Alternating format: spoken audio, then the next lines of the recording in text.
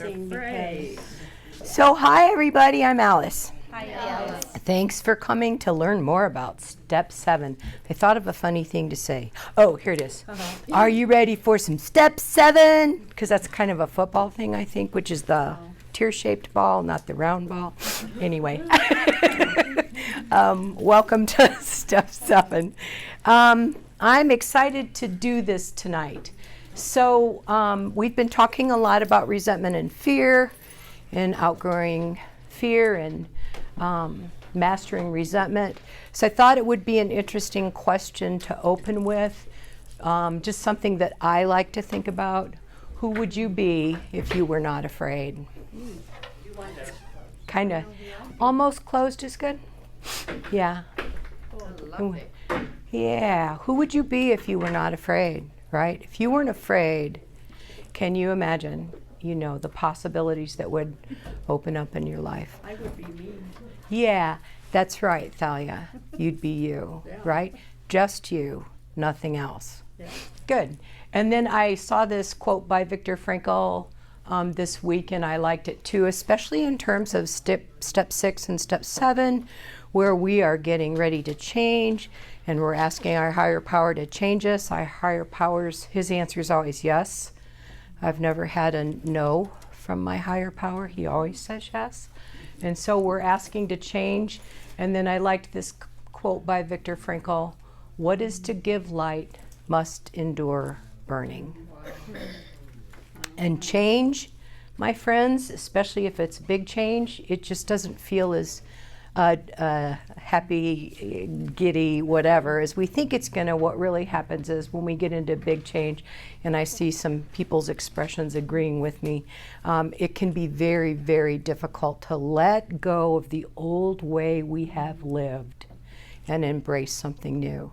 And a lot of literature, I read something once by a writer that said every story is about death, redemption, and resurrection.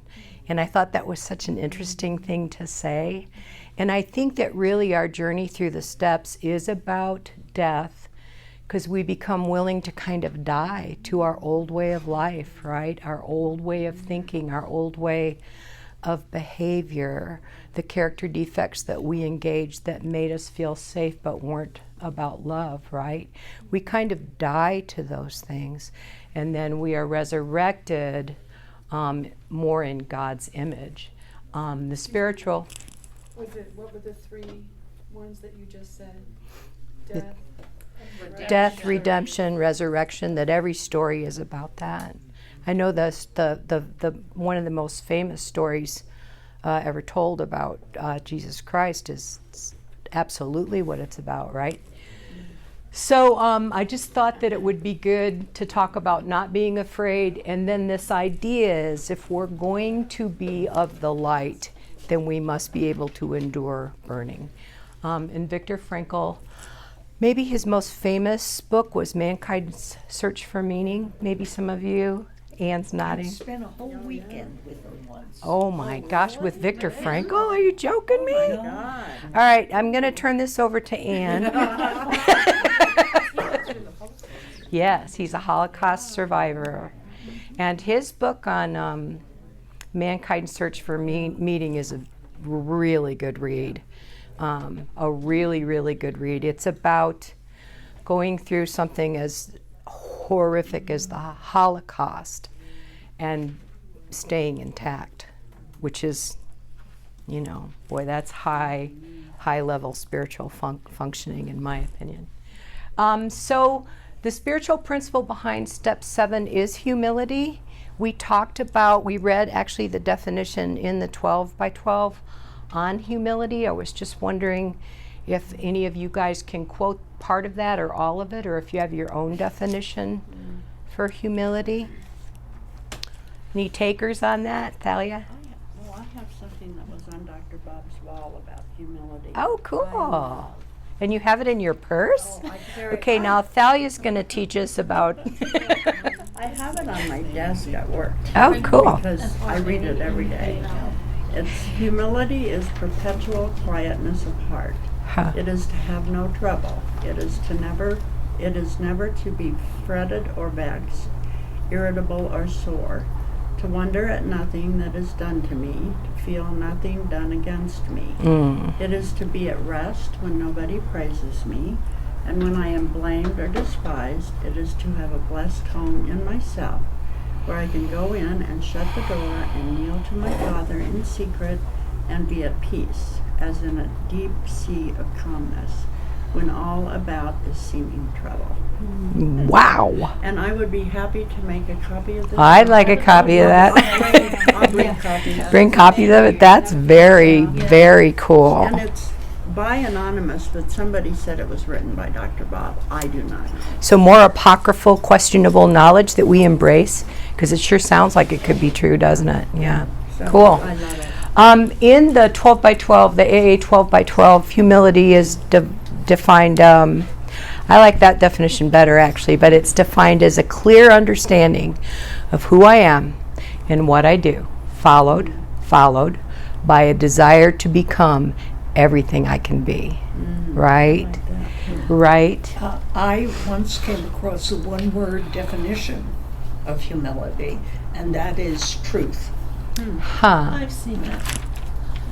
That's cool too, Anne. It matches the Big Book definition. Right, right's the truth. Yeah. We kind of, in that, the what Thalia read did too, we sit with the truth, right? And when you were reading that, I was reminded of a sonnet by Shakespeare. I can't remember what number it is. You might know. You might know. Don't scoff. Upon a time. But it's my favorite Shakespearean sonnet, and it's about love. And I'm going to quote it maybe badly, hard telling. But it says that love is not love that alters when it alteration finds or bends with the remover to be removed. Oh no, love is an ever fixed mark that looks on tempest and is never shaken. Never shaken, right? The most powerful force in the universe, my friends, is unconditional love, right?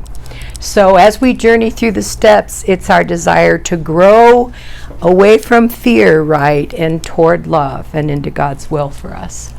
I thought it might be, since both Step 6 and Step 7 talk about character defects, right? So in Step 6, we were entirely ready to have God remove all these defects of character. And in Step 7, we humbly ask Him to remove our shortcomings. I wanted to visit once more the idea of what are your character defects. So we talked a little bit about this last week. And I brought up a definition, but when I say the term character defects to you, what comes to your mind and heart? What are your character defects? What are the things that you would like God to remove? Specific examples. Specific examples. Whatever you want to say, yep. Being a victim. Being a victim. Why, Molly? Why do I want it removed? Mm-hmm. Because there's no power there. Cool. Love that.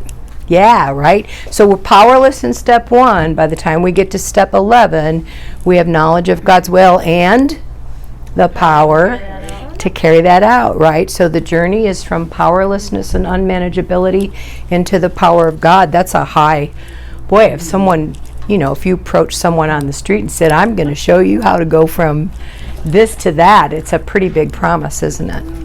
So being a victim, that, and I call it the unholy trinity, victim, perpetrator, hero, that many people love to play in. It's not an attractive sandbox, because if you stay the victim long enough, you're going to get mad and you're going to be the perpetrator. You're going to get ugly with people. If you stay the victim long enough and you get very uncomfortable there, you might pop into my favorite role to play, which is the hero, right? I'll save you, Nell. Where I try to manage people's feelings and what they've got going on to make them feel better, so I feel better. It's not love, right? Anybody else want to talk about Just victim, Mamie? perpetrator, and what was the other Hero. one? Hero. For me, a huge character defect that I'm becoming more and more aware of is the fear of how other people see me, and the fear of not being perfect in other people's eyes. Good. Some people call that image protection, right? And one lady that used to come to our Al-Anon meeting a long time ago, she's Irish. She looked me square in the face one day and said, "Alice, you're not going to be able to save both your ass and your face. Choose, right? Wow. Choose." And I was like, That's people, amazing. like she said that to me probably 18 years ago, and I still remember where we were standing, you know, when she said that to me, because it rang true, right? I thought, right. I think I'll save my ass. And we'll worry about my face later, right? What did you call that triangle? I call it the unholy trinity, Oh, as opposed to the Holy Trinity. I grew up Catholic. Self-sacrifice. Self-sacrifice. Why is that a character defect, Kate? Because there's no power in that either. Just like the message. It's Good. not real. It's not What love. you're doing. Yeah. It's not love. Good. No, I feel like you're waiting for validation or somebody to say, "Oh, thank you." You know? You're so good. Yeah. Yeah. So when I'm in self-sacrifice was my largest Al-Anon character defect when I landed here, and the way it hurt me was when I was self-sacrificing, I was either trying to change the way somebody else felt about what was going on, or change the way I felt about what was going on, or both, right? And that the piece that Thalia just read talks of true peace, right? Of being able to just be authentic and genuine and who you are and connected to love. Self-sacrifice, it's not about that. It's kind of the same as caretaking. Every human being needs a little caretaking once in a while. When I'm really sick, which I almost never am, knock on everything available, right? My husband does things for me that I don't need him to do, right, when I'm not sick. A little caretaking, okay. Caretaking or self-sacrifice as a operating system is going to get you into trouble. I have a huge one, What? judgmentalism, Oh, and I'm really working hard on that. cool, And I Thalia. heard somebody say, you know, the person that's the most difficult to love is probably the one that needs to be loved the most. Ah. So if I look at somebody that I'm, and there are a few, you know, I try to remember that. Yeah. Judgment separates me from others, right? It keeps that wall there, Yeah. and judgment prevents the free flow of love, right? It So I'm just really working stops hard it. at that one. I had to work hard on that too. Change that, yeah. Part of the reason I think I was so attracted to a fundamental Christian cult was staying in judgment about everything in a very strange way made me feel safe. It's like, I got this, you know, I got this. I know what's right and wrong. I know the right thing to do. God loves me, doesn't love you. I'm good, right? I'm good. Slightly questionable as as someone who claims to be following, you know, Jesus Christ, who taught about love, but I get that judgment thing. Well, I was going to say one step more. Not only I'm good, but I'm better. Mm-hmm. I'm That's better where it than goes you. for Yeah, me, yeah. Good. silently in my mind. Perfect, Mamie. If I have to be better than, what do I really believe is true about me? I'm less than. Yeah. I'm not good enough, right? That's why embracing that idea that I'm better than is so appealing, because it helps me to hide that belief that I'm really not okay and that I'm less than. They call that an egomaniac with an inferiority complex. Oh, and that's it's hilarious. I love that. An egomaniac with an inferiority complex. That's hilarious. I love that. Gossip. Gossip. Good. What's going on when we're gossiping? Victim. Victim. Good. So when you're gossiping, who are you making the victim? Somebody's been. Yeah, sometimes. Or claiming the victim role. Wait till you hear what those people My did uncle to always me. used to say that when somebody feels really badly about themselves, they'll gossip. Perfect. It, Make you it makes feel us feel better. Right. Yeah, exactly. Yeah. So our character defects, or my character defects, friends, are ways I try to manage my world that actually work-ish. They don't work long-term. They don't work very well. They work-ish. And what I mean by that is it will take me out of the moment when I'm uncomfortable, right? So I'm feeling uncomfortable, like you're going to be so happy to hear that I didn't have to write about my coworker anymore. I think, thank you. It was a coup of sorts. I think I got there. I'm neutral. But when I need to use my character defects, it's because I'm uncomfortable about what's going on. I can't get into a love-based solution, and so I choose these other fascinating behaviors, right, that sort of work-ish, right? They don't work really. Are we having technical difficulties? Okay, cool. So that was a great discussion. Thanks, you guys, for helping me with that.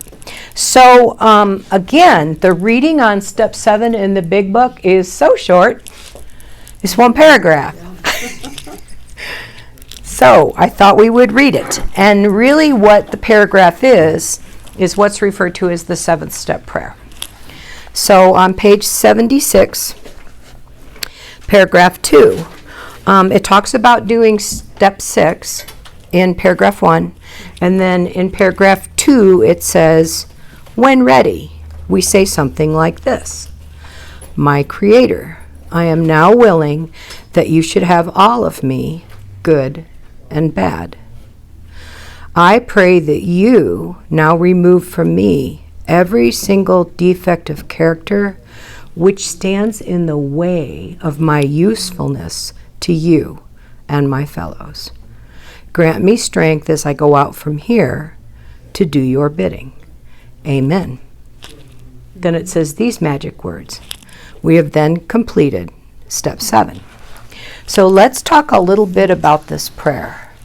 I posted it up on the wall so that we could look at it. Anything about this prayer that stands out to you all, or any experiences you've had? And then I'll say what I'm thinking too.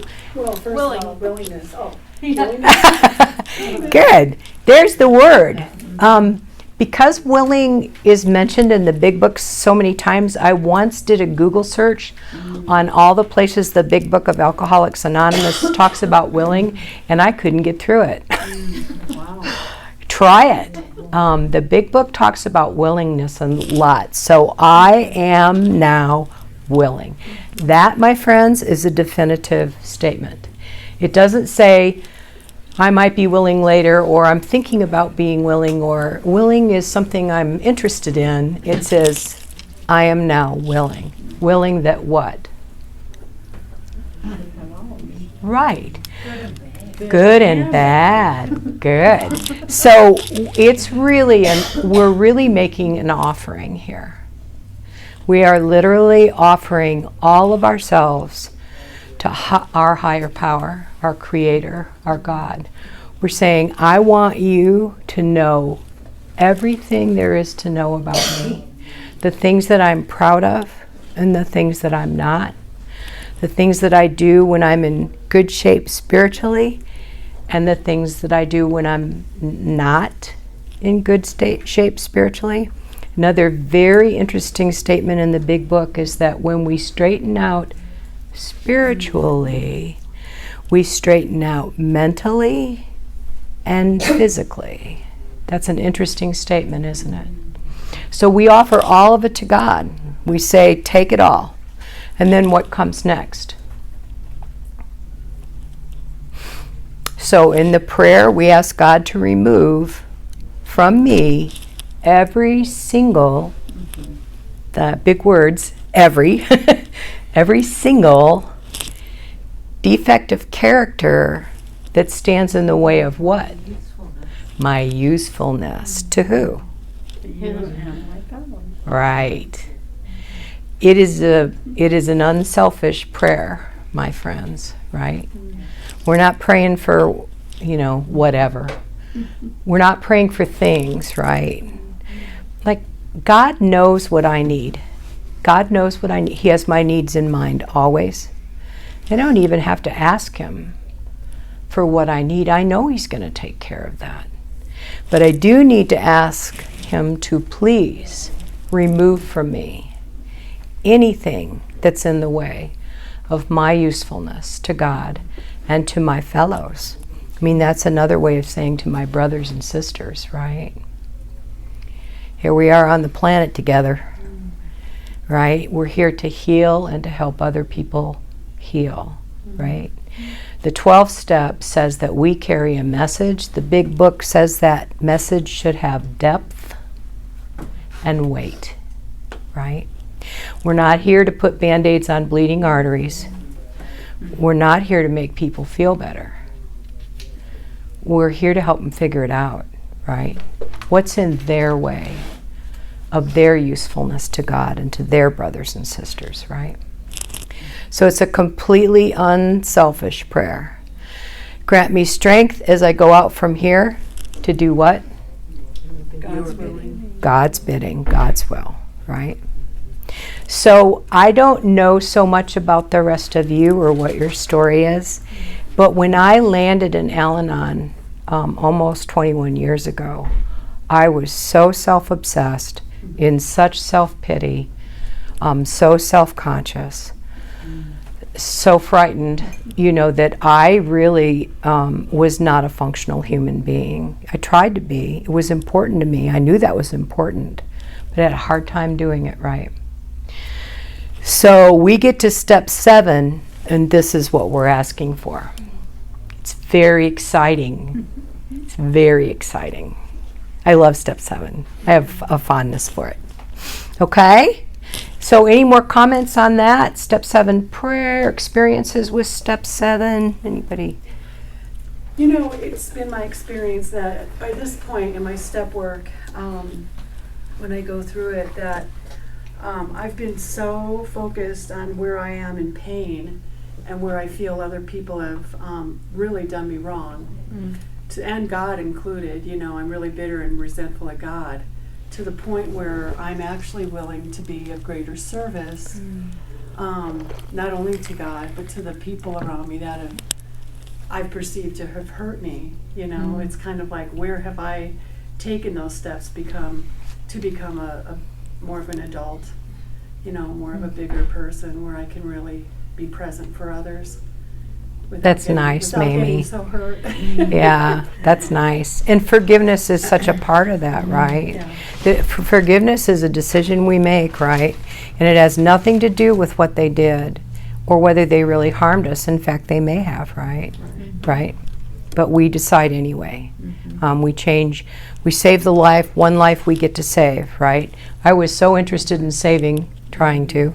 It's a lesson in futility. Save everybody else, that I wasn't focused on my own life at all. And our lives are really the only lives we get to save. And that's as it should be, right? That's as it should be. Cool. Anybody else got anything they want to say about that? I have a question. Uh-huh. Why doesn't God remove these at once? Oh, that's such a good question. This is the question I get asked about step 7, maybe more than any other question. Well, I've said the prayer, I've done the work, I'm still having such a hard time. What the heck is going on here? So I want to ask you guys if you have thoughts about that. Why doesn't God just remove them all at once, all of them? Because I think he's kind. If he removed some of mine when I'm not really ready to, it can really hurt me. Good, Kate. Also, I feel like you're not going to learn as much as if they were just immediately taken from you. So instant gratification might not be the best for humans at all times? I like that. I think my life would really be boring. Seriously. Do you really? That's great. I mean, I have to have something to work on, right? Yeah, give me something to chew on here. Yeah. That's cute, Thalia. I think I it's think like it's a tree, maybe, the bark just needs to come off for a little bit at a time for regrow. Ah. You can't just dig into it. That's a great metaphor, Barb. That's a beautiful metaphor. I think it's because we also have to surrender in the process. Yes. I had, and I've spoken about it, we used to have a daughter who hadn't spoken to me or been in touch with me for 13 years, and I prayed every single morning except when I didn't, as I said. But I mean, it was part of my routine to pray for reconciliation in the family. And one day, I just woke up to the fact that God hadn't done anything about it, and He knew all about it. So maybe I just had to let go of it. And I stopped praying for it. And 3 or 4 months later, a family affair brought me to see her for the first time. And she was barely civil to me. And it was all right. I couldn't believe it. I was not nervous about seeing her. When I saw her, I just felt pleasure at seeing how well she looked. This was not my doing. Good. It was not my. Good. And I think that I had to do that for 13 and finally say, okay, you know all about it. Right. Do whatever. Right. And I have been totally free of any angst about that, and I don't know when it was removed. But Cool. But you know who removed it. I know who removed it. Good. It's That's not such a good story, Anne. So patience, right, is super important. I also like this idea that we want to be useful, right? We want to be useful to God and to our fellows. So healing, I believe, you guys don't have to believe this, we're getting back into what I personally believe, which may or may not be that useful to you, but it's all I got, right? So I believe that families tend to heal in groups, that healing often takes place in a way where the people who are the closest to us are very affected by it. And so what if it's not of the most benefit to take it all away right away? What if the family system is actually benefiting from letting this play out in a way that makes everyone more aware of what the family dynamic is and what the issues are, right? That would be a good reason to wait, right? And I had so much stuff that I needed help with from God that I've said this before in the workshop. God took away my stuff in the order in which it was killing me. And it was such big change that I think it would have scared me to the point where I wouldn't survive it if all of it started going at once, because I would not have known how to walk and talk and act like a human being, right? And so I think it's a kindness on God's part to be selectively mindful of the surgery He's doing on us, right? It's a very delicate form of surgery, and our job is to trust God to do it, right? God removes our fears. God removes our funky beliefs and ideas. We become different on the planet. We become very useful to others, and we just trust God's timing on that. We say yes to it. When Anne was talking about her daughter, I have a son who was about 10 years before we kind of did a reconciliation, and it still isn't, like it was when he was little, but I feel that also God knows when it's time for them. They have their Yes. path.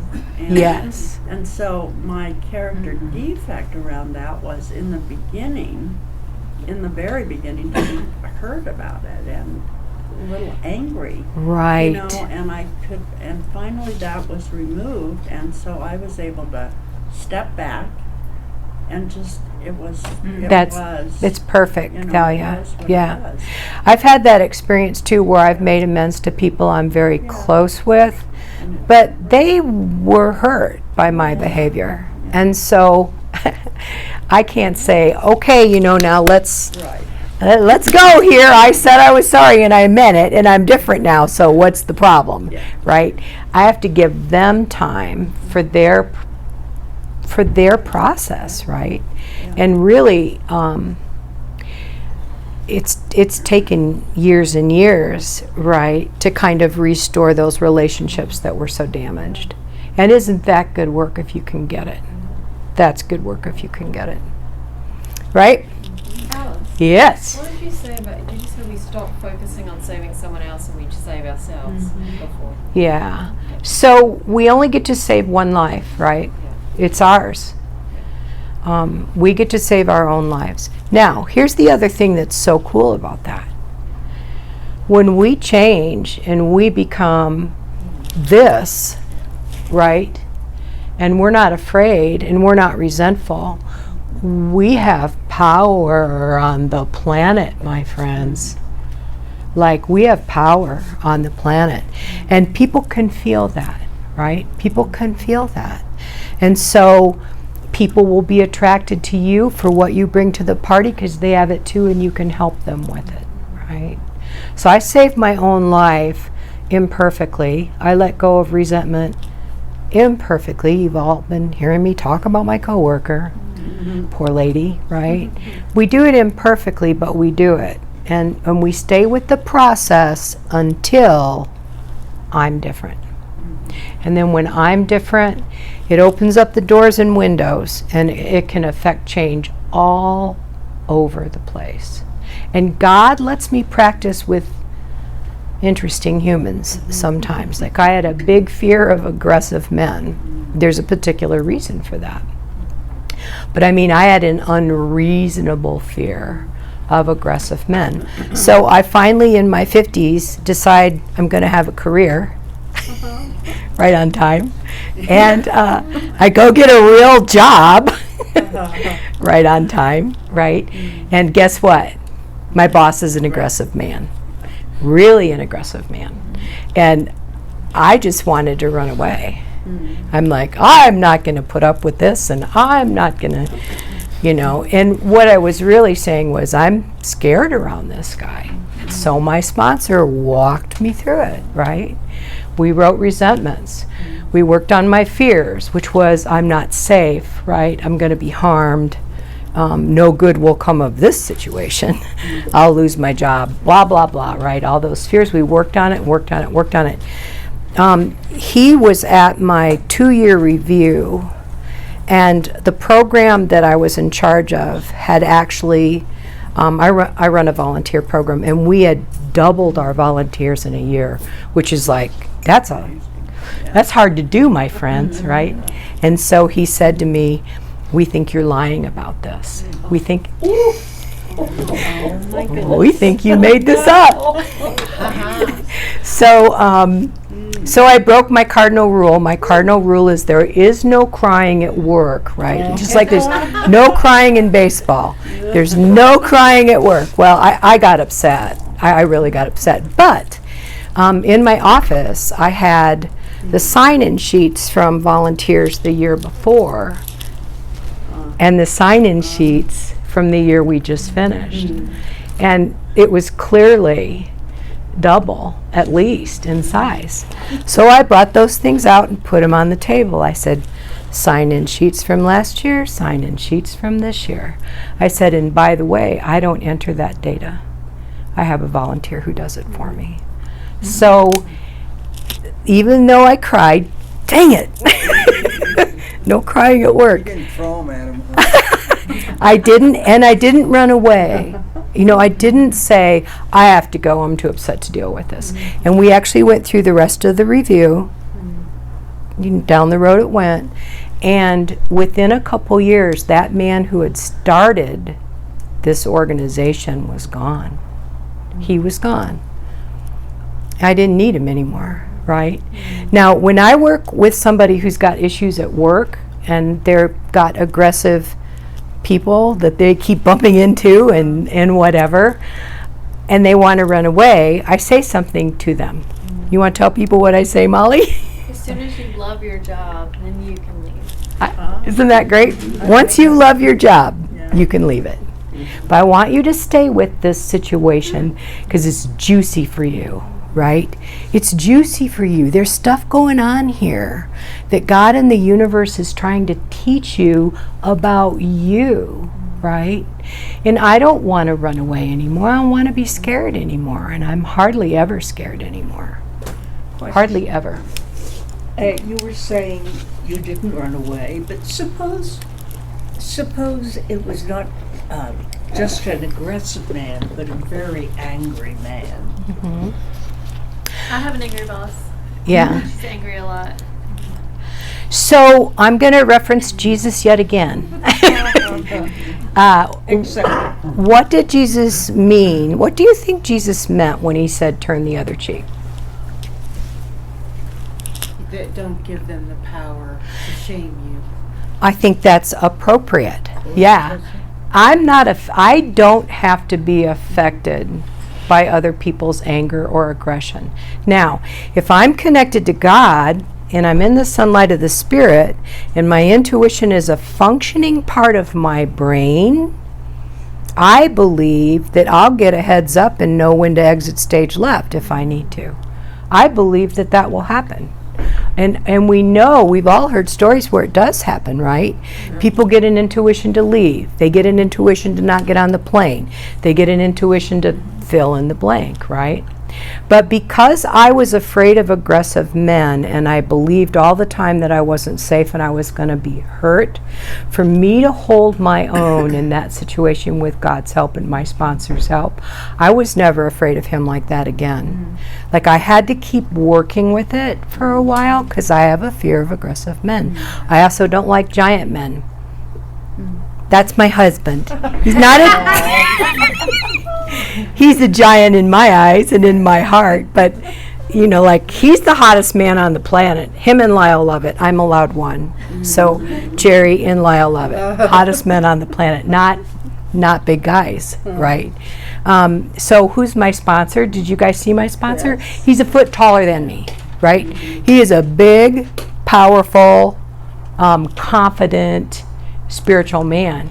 And for me to even work with him, I will tell you, friends, it was a little tough for me at first. But I'm so glad I didn't run away, or I didn't say, "Why? No, not that guy. He's too tall." Possibly the only person who picks a sponsor on the basis of their height, me.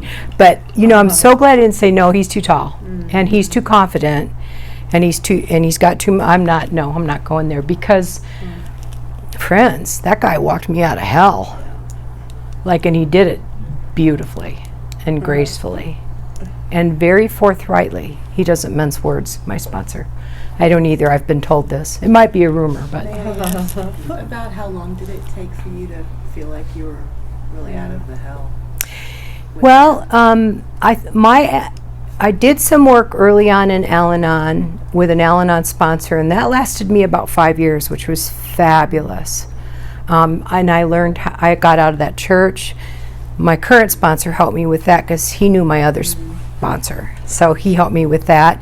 Then I didn't work with him for a while. And after about 5 years, I started getting into a lot of fear again.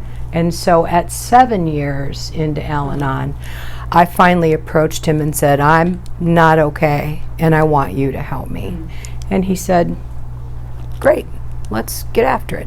And so what I say about that kind of work is it starts to get better immediately, but it's not a line that goes like this. It's a line that goes like this, like that. I'm having fun with this. So it's not like Zoom, right? But my work in Al-Anon, especially the work I've done with Chris, over any significant period of time, things have gotten better for me. Everything. Work, finances, marriage, my relationship with my kids, my relationship with other human beings, all of it. Like all of it has gotten better over time. Before I started doing this work, I felt like I was on a downhill slide that was going to take me out. Because before I started, over any considerable length of time, things got worse. And they got worse. They got worse consistently. Does that make sense? Cool. Then, when you went from now is another time to work with Chris, you said you really came to realize you were back in fear. Yeah. Was that just your experience? Was it just the right time for you to go deeper? Yes. It was just I think right we take some layers off, and then we get to practice being different, right? And then, you know, if we're lucky, we get to take some more layers off, right? And we practice being different. So, yeah, and it's okay that, I think it's a kindness on God's part. I think time is for healing. Like time exists for healing. The purpose of time is to allow us time to heal. And I think God puts people in our lives when we're ready to help those people in our lives. Amen, Sister Talia. Absolutely. Yeah. Like when you're ready to do healing work, your teachers are going to show up and stand right in front of you and offer to help you. They are. Yeah. They will stand right in front of you. And what I do when I'm involved with step work with people, I have sort of a person I tend to attract, women who've been in AA for a long time that have Al-Anon issues that they haven't addressed. I tend to attract kind of that kind of person to work with. But once in a while, I'll attract a newbie and I'm like, I don't think they need me. I think I might be too much for them, right? They don't need this yet, right? It's not time. And if I get a no, I will say no. Once in a while, I get a yes. And if I get a yes, I get a yes. And I go with it. Because I've got something that person needs. And really, you know, the other thing that my sponsor did with me for a long time, he says, you ask God to send the people you can help. Not the people you can't, because I can't help everybody, but there are people I can help, right? You pray for God to send you the people you can help, and when they ask you for help, you help them, and you let God manage your time, right? Okay, cool. Good discussion. Oh, well, we're 15 minutes out. Musical references. This is a beautiful song by Mary, who I think it's a French name. I'm not sure I know how to pronounce it without. Gautier? Nice. Thanks, Thalia. Walking each other home. She says that's what we're doing. We're just walking each other home. And I love that. I love that thought. And then Bruce Coburn. Do you guys know Bruce Coburn? Okay. Acoustic musician. He's got this song called I'm Wondering Where the Lions Are. I'm wondering where the lions are. Because, and as a person who is so afraid all the time, when the lions started disappearing, it was a thing for me, right? Because I'd always been so frightened of everything, you know, of everything. That song, I'm Wondering Where the Lions Are, it really meant a lot to me to listen to that song, because they were disappearing out of my life. No more lions and tigers and bears, oh my, right? And then Goodbye to a Mother's Dream by Nancy Griffith.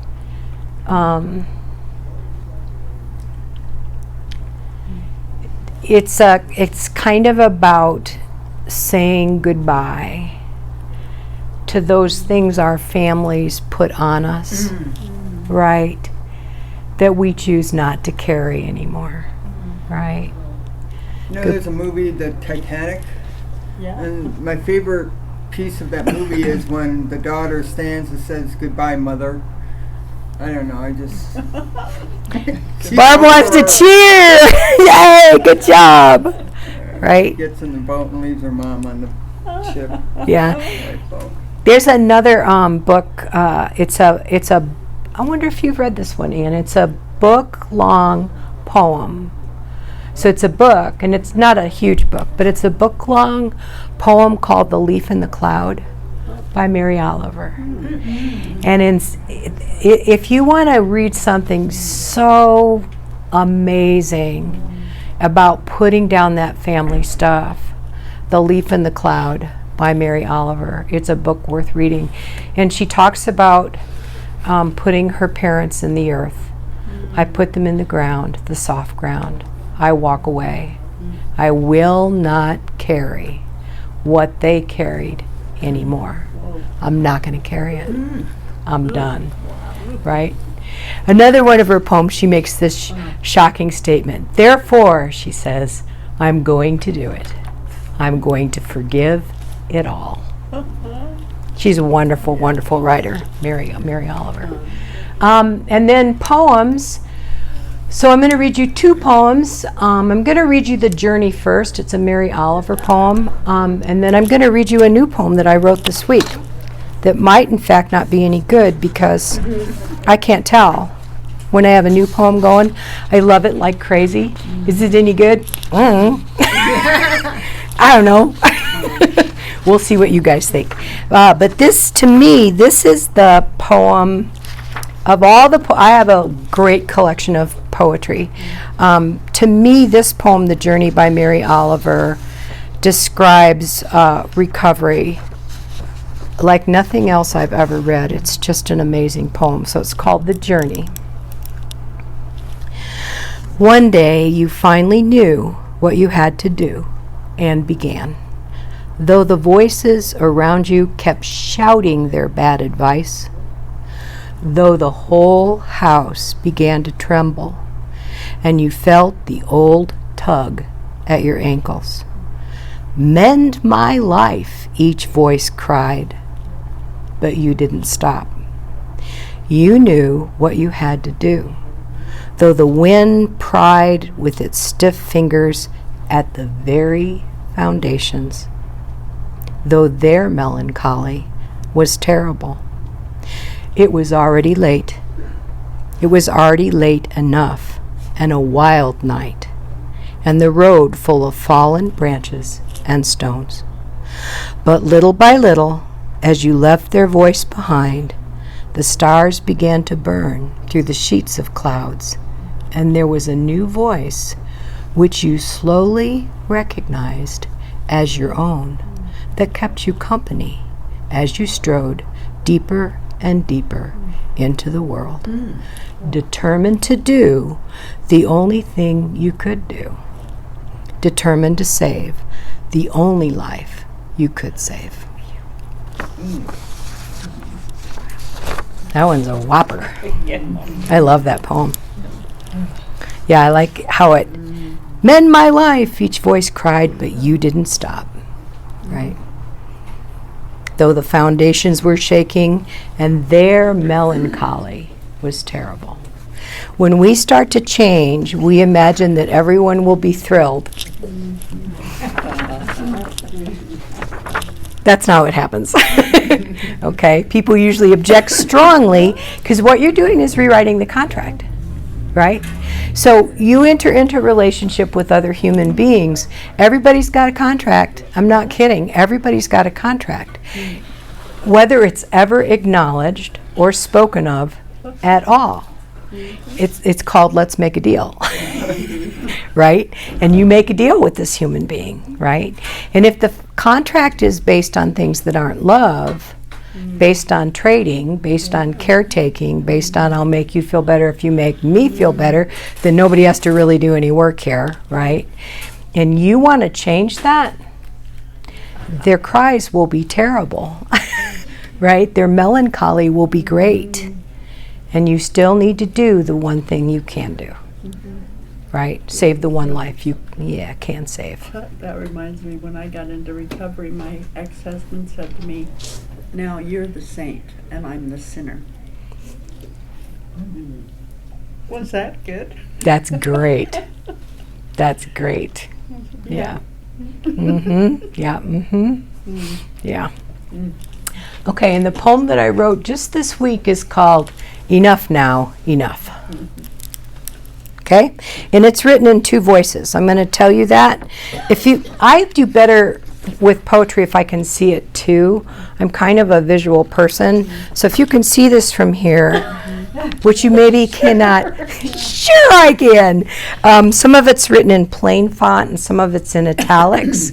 And that's meant to kind of signify that there's two voices talking, okay? Enough now, enough. My love for you helps other women who keep inside them a torn spot fed by despair. More walls must be built, the guns oiled and ready. You will never again be the last chosen. I carry you lightly, a persuasion, a waltz. We hold each other. I am not safe. Evil will look me up, snout to the sidewalk. We turn our back, set the hunt to a different path, and wander in search of friends. That's beautiful. I have a question. So is that you talking to yourself? Yes. So you're talking to the Why wouldn't you talk to scared yourself? part. The Yes. scared part, Yeah. you're reassuring. Yes. It's gonna Which, be all right. yeah. Thanks, Molly. I love that you got that. Yeah, it's the part of me that wants to be well, talking to the part of me that thinks the guns need to be oiled. You know, and that there's something snout to the evil. ground. Evil has its snout to the sidewalk, and it's hunting me. You're Right. gonna wander off someplace And else with let's friends. go this That was way. lovely. Thank you, Candy. Thank you. I love to it's never a be great the one. last. Why? Great Thank you. reviews. Nice. So beautiful. I Nice. love that you'll never be the last to be chosen. Yeah. Yeah, that is- Yeah. Yeah. I was good at dodgeball. That was about it. Oh. Not me. I got better. And I was the double Dutch champion of my grade school. Okay. Take that and do whatever you want to with it. Do nothing with it. I could not do it. Double Dutch? Yeah, no. Jump rope, huh? Yeah, with two ropes. Yeah, it was With like two ropes. Yeah. It was crazy. You will coordinate. Yeah. Yeah.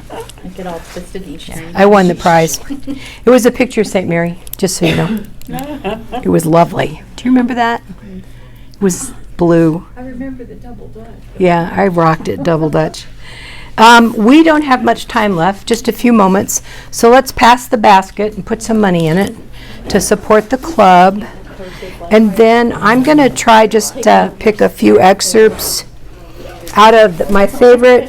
So can you guys tell this is my favorite book? Potentially I need a new one. But there's some excerpts in here I'm just going to try to hit. So the spiritual principle behind step 7 is humility.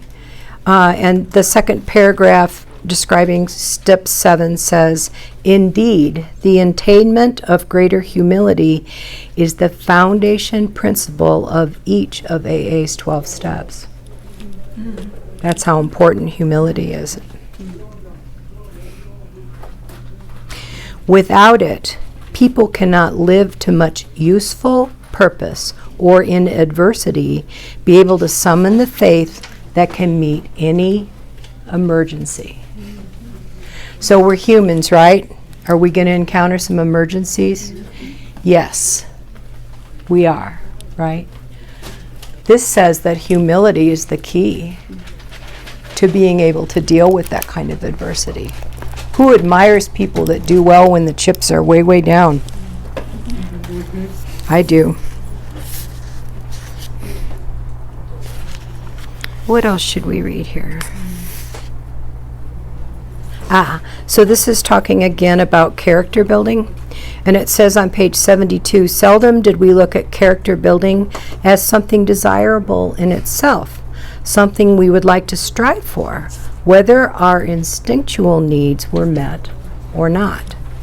We never thought of making honesty, tolerance, and true love of man and God the basis for daily living. Isn't that beautiful?